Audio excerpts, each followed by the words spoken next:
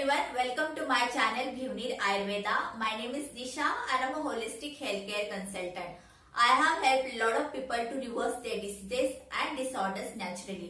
आज का हमारा वीडियो का टॉपिक है ब्रेन स्ट्रोक और उसका प्रिवेंशन। जिस प्रकार से हार्ट अटैक होता है सेम उसी प्रकार से ब्रेन को अटैक आता है जिसको बोलते हैं ब्रेन स्ट्रोक।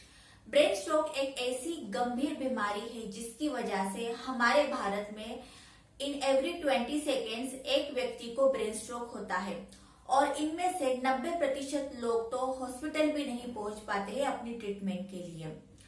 अगर ब्रेन स्ट्रोक हुए इंसान को विद इन 2 to 3 आवर्स में कोई ट्रीटमेंट नहीं मिलती है तो ब्रेन स्ट्रोक की वजह से वो इंसान परमानेंटली पैरालिटिक भी हो सकता है या तो फिर उसकी मृत्यु भी हो सकती है।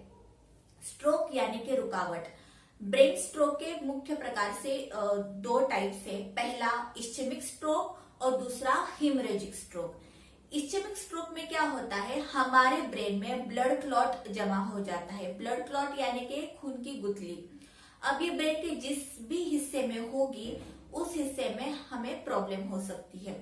फॉर एग्जाम्पल, अगर ब्लड क्लॉट फॉर्म हुआ है हमारे ब्रेन के ब्रोकास एरिया में, तो अगर ब्लड क्लॉट इस एरिया में फॉर्म हुआ है तो उस इंसान को बोलने में दिक्कत होगी या तो फिर वो इंसान ठीक से बोल नहीं पाएगा। तो हमारे ब्रेन का जिस भी पार्ट में ये प्रॉब्लम होगा वो पर्टिकुलर ऑर्गन हमारे शरीर का ठीक से काम नहीं करेगा। हम जो भी बोल पाते हैं, चल उठ फिर पाते हैं, ये सारी एक्टिविटीज हम हमारी ब्रेन की वजह से ही कर पाते हैं। इसलिए ब्रेन स्ट्रोक को समझना बहुत इंपॉर्टेंट है। इस्चेमिक स्ट्रोक में ब्लड क्लॉट क्यों फॉर्म होता है, ब्लड क्लॉट फॉर्मेशन की क्या कारण है। ब्लड क्लॉट तभी फॉर्म होता है जब हमारे शरीर में जो खून है वो गाढ़ा हो जाता है। अब ये खून गाढ़ा क्यों होता है? खून गाढ़ा होने के बहुत सारे कारण हैं, जैसे कि डायबिटीज हो गया, कोलेस्ट्रॉल हो गया या हार्ट की कोई ऐसी बीमारी जिसको बोलते हैं एट्रियल फिब्रिलेशन। इन 3 कारणों की वजह से भी हमारे शरीर में ब्लड क्लॉट फॉर्म हो सकता है या तो फिर खून गाढ़ा हो सकता है। तो मान के चलिए अगर कोई व्यक्ति जो है ये सारी मेडिसिन अपनी ठीक से ले रहा है, बीपी की, डायबिटीज की, तो क्या उसको डरने की जरूरत है? मेरा पर्सनल ओपिनियन है कि ये जो सारी मेडिसिन है बीपी की या शुगर की, अगर आप इसको ठीक से समझ पाओगे तो you will not rely completely on this medicine. अगर आपने मेरा ये वाला वीडियो देखा होगा जिसमें मैंने एक्सप्लेन किया है कि डायबिटीज की मेडिसिन किस प्रकार से हमारे शरीर में काम करती है, तो जरूरी नहीं है कि जो इंसान सारी अपनी शुगर बीपी की मेडिसिन ले रहा है तो उसको स्ट्रोक नहीं होगा। ऐसा बिल्कुल भी नहीं है। तो everyone has to be alert. और ब्रेन स्ट्रोक एक ऐसी बीमारी है जो किसी भी एज के किसी भी जेंडर को हो सकती है। वो 17 से 18 साल के लड़के को लेके 70-80 साल के बुजुर्ग को भी हो सकती है। तो जरूरी नहीं है कि जिसका यंग एज है तो उसको डरने की जरूरत नहीं है, ऐसा बिल्कुल नहीं है। बिकॉज आजकल हमारी लाइफस्टाइल चेंज हो गई है, तो इसलिए हम सबको इसके बारे में सतर्क रहना बहुत ज्यादा इम्पोर्टेंट है। ये जो मैंने आपको अभी बताया, डायबिटीज, एट्रियल फिब्रिलेशन या कोलेस्ट्रॉल, तो ये तो एक ठीक है, मैंने मॉडर्न साइंस के हिसाब से आपको बताया। लेकिन अगर मैं इसको आपको थोड़ा आयुर्वेदा के हिसाब से समझाऊं तो जिस भी व्यक्ति का डाइजेशन ठीक नहीं है, जो व्यक्ति मतलब ठीक से मतलब जो ऋतु है, जो सीजन है उसके प्रकार से खाना नहीं खा रहा है या उसकी दिनचर्या खराब है, तो उस व्यक्ति के खून में भी मतलब ब्लड क्लॉट फॉर्मेशन हो सकता है। तो जरूरी नहीं कि ये बीमारियां ही होगी, डायबिटीज या एट्रियल फिब्रिलेशन तभी इंसान को ब्लड क्लॉट की समस्या होगी, नहीं। अगर इंसान का डाइजेशन खराब है, लाइफस्टाइल खराब है, अगर वो मतलब उसका खान पान खराब है तो उसको भी हो सकती है। फॉर एग्जाम्पल एक एग्जाम्पल मैं आपको बताती हूँ। अभी श्रावण का महीना चल रहा है, तो श्रावण के महीने में कभी भी हमें दूध या दूध की बनी हुई चीजें हमें बिल्कुल भी सेवन नहीं करनी है। हमें हरी पत्तियों का सेवन भी नहीं करना है। क्यों? क्योंकि इस समय पे हमारी जो अग्नि है वो काफी कमजोर होती है और इस टाइम पे अगर हम ऐसा कुछ खा ले, नॉनवेज या मिल्क या व्हाटएवर, तो उसमें से हमारे शरीर में टॉक्सिन्स पैदा होते हैं और ये टॉक्सिन्स हमारे ब्लड में जाके हमारे ब्लड की क्वालिटी को खराब करते हैं।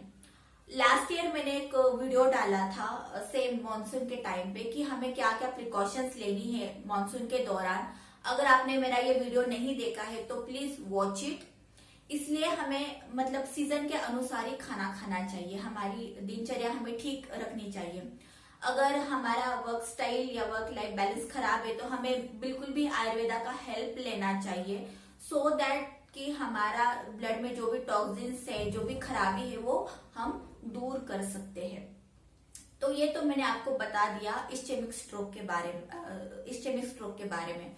अभी अगला वाला स्ट्रोक है वो है हिमोरेजिक स्ट्रोक। हिमोरेजिक स्ट्रोक यानी कि अगेन इसमें भी हमारे ब्रेन के जिस भी पार्ट में रक्त वाहिनी जब अगर फूट जाती है तो वो पार्ट ऑफ द ब्रेन हमारा काम करना बंद कर देता है। अब ये इस्चेमिक स्ट्रोक होता क्यों है? ये स्ट्रोक ज्यादा प्रेशर बढ़ने की वजह से होता है। अगर मान के चलिए किसी व्यक्ति ने हाई ब्लड प्रेशर बहुत टाइम से इग्नोर किया है तो भी उसको ये स्ट्रोक हो सकता है, या तो फिर कोई ऐसे मतलब व्यक्ति जो बहुत टाइम से ब्लड थिनर की मेडिसिन खा रहा है। ब्लड थिनर एक ऐसी मेडिसिन है जो आजकल बहुत सारे लोग लेने लग गए हैं। डायबिटीज वाले लेने लग गए हैं, बीपी वाले लेने लग गए हैं। तो ज्यादा करके ऐसी मेडिसिन, एलोपैथी की मेडिसिन खाने से भी हिमोरेजिक स्ट्रोक होता है। लेकिन इस स्ट्रोक का प्रमाण थोड़ा कम है, लाइक 20 से 30% लोगों को होता है। लेकिन इस्चेमिक स्ट्रोक जो है वो उसका लाइक फ्रीक्वेंसी ज्यादा है, प्रेवलेंस ज्यादा है। 60 से 70-80% लोगों को ये स्ट्रोक होने का संभावना है। पहले के जमाने में ये सारी चीजें जब इंसान का बुढ़ा एज हो जाता था, अबाउ 60-70, तब होता था। लेकिन आजकल हमारा लाइफस्टाइल काफी खराब हो चुका है, हम ज्यादा स्ट्रेस में रहने लगे हैं और ज्यादा स्ट्रेस में रहने से हमारा डाइजेशन भी खराब होता है। इसलिए हम सबको सतर्क रहने की आवश्यकता है। नॉट जस्ट सतर्क बट ऑल्सो हमें आयुर्वेदा के हिसाब से चलना चाहिए। जैसे कि मैंने अभी आपको बताया कि श्रावण महीना चल रहा है तो हमें हमारे खान पान का बहुत ज्यादा ध्यान रखना चाहिए। इसलिए आप देखोगे कि सबसे ज्यादा जो फास्टिंग है, सबसे ज्यादा जो फेस्टिवल है, जैसे कि नवरात्रि हो गया, श्रावण सोमवारी, वो मानसून में ही क्यों आते हैं?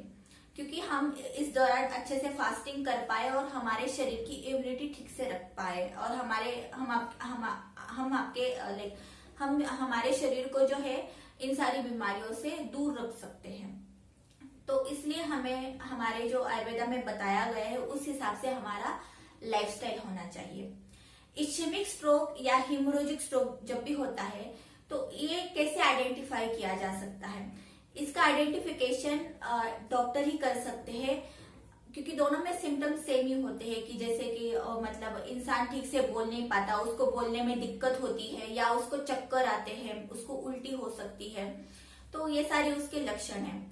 तो जब भी ऐसा इंसान हॉस्पिटलाइज होता है तो पहले डॉक्टर उसका सीटी स्कैन करवाते हैं, एमआरआई स्कैन करवाते हैं, और सीटी स्कैन और एमआरआई के स्कैन में जो भी स्ट्रोक का टाइप निकलता है उसी के हिसाब से उस इंसान की ट्रीटमेंट होती है। तो this is a doctor's call. Doctors will decide कि कौन सा टाइप का उनको आगे का ट्रीटमेंट हो जाना चाहिए। तो ये मैंने सारी जानकारी आपको बताई स्ट्रोक के बारे में। आई होप आपको यह वीडियो इंफॉर्मेटिव लगा होगा। तो please share it with your family और फ्रेंड्स। Thank you.